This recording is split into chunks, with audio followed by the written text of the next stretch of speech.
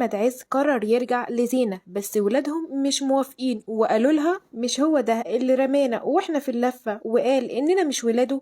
أحمد عز بعد ما كبر في السن وولاده كمان كبروا قرر يصلح غلطه ويتصل على زينة. زينة أول ما شافت رقم أحمد بيتصل عليها ما كانتش مصدقة نفسها وردت عليه فورا. أحمد سلم عليها وقال لها ازيك يا زينة، عاملة ايه وولادي عاملين ايه؟ زينة قالت له الحمد لله خير يا احمد، في ايه؟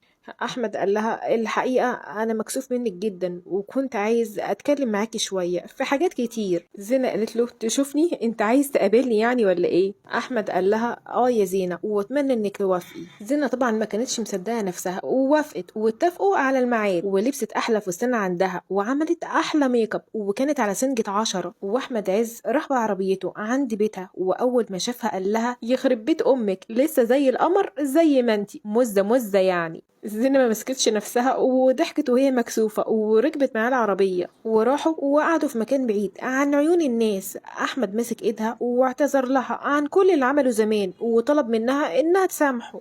زينة انصدمت من اللي أحمد بيعمله وما كانتش مصدقة نفسها وقالت له أنت بتتكلم جد يا أحمد ولا ده مقلب وعايز تنتقم مني علشان اللي عملته فيك زمان؟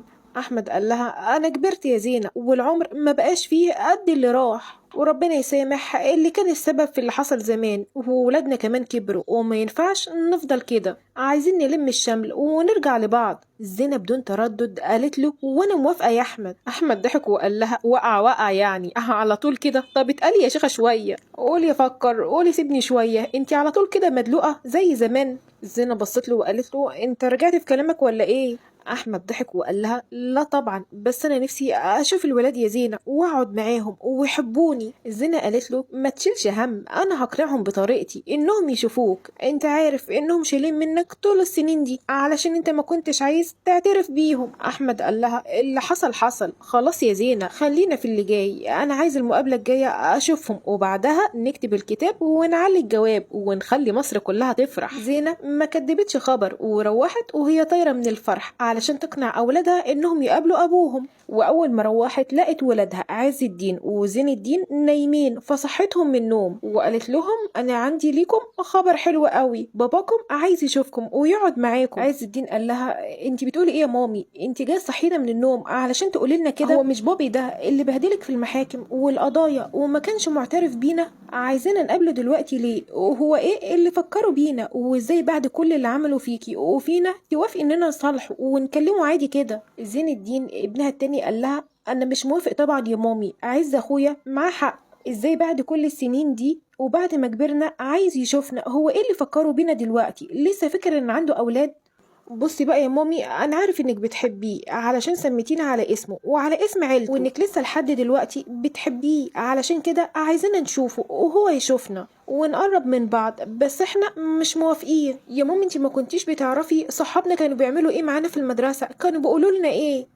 احنا ما كناش بنرضى نيجي نقولك على اللي بيحصل لنا في المدرسة وان اصحابنا بيقولوا علينا ان ابونا مش معترف بينا واننا يا ترى ولاد مين، وكانوا بيقولوا عليكي ايه يا ماما؟ احنا ما كناش بنرضى نتكلم علشان ما تزعليش، بس ما ينفعش بعد العمر ده كله تيجي تقولي لنا ان احنا نرجع لبابانا كده عادي، احنا كبرنا وما بقناش صغيرين. رد عز الدين وقال كمان مامي انتي ناسي انت كنتي بتقولي لنا ايه على بابي زمان؟ انه وحش ونوتي وانه ما كانش بيحبنا ولا عايزنا ولا معترف بينا. زينة انصدمت من كلامهم وتفكيرهم وحاولت انها تهدي الوضع وقالت لهم انا فعلا بحب بابي عز بس بحبكم انتم اكتر، ولو وافقت ان باباكم يشوفكم فده علشانكم علشان تقربوا منه ويبقى ليكم اب تفتخروا بيه. باباكم فنان كبير ومعروف وله اسمه وانتم كبرتم ومش عايزة لما تكبروا وتدخلوا الجامعة وتيجوا تتجوزوا حد يعايركم بباباكم، لا انا عايزة علاقتكم تكون كويسة بباباكم. رد عز الدين وقال لها مش ده اللي كنتي بتقولي لنا عليه انه وحش وسابنا واحنا في اللفة وقال اننا مش ولاده واننا ولاد واحد تاني، وسيرتك وسيرتنا كانت على كل لسان مامي، احنا مش موافقين نقابل بابي.